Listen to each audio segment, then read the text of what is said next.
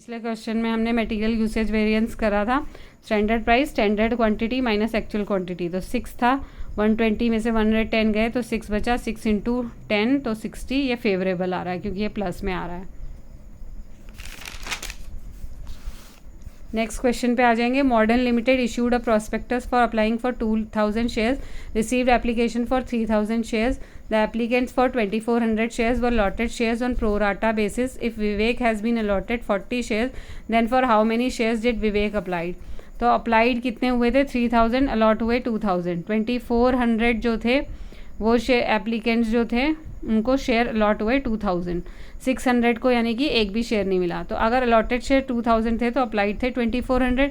अगर अलॉटेड 1 है तो अप्लाइड शेयर कितने होंगे? 2400, 2000 नीचे आ जाएगा, 2400 upon 2000।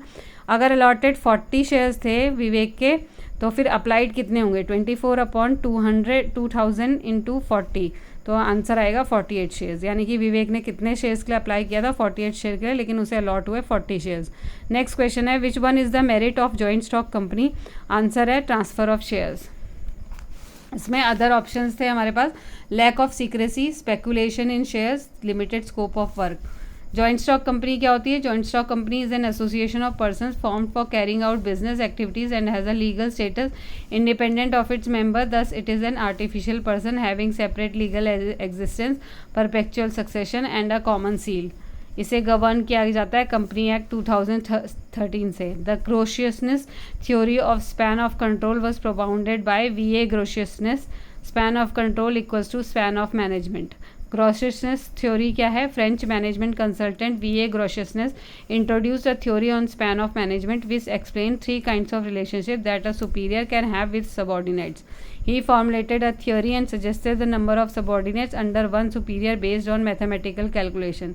He suggested that as the number of subordinates increase arithmetically, there is an exponential increase in the number of possible relationship.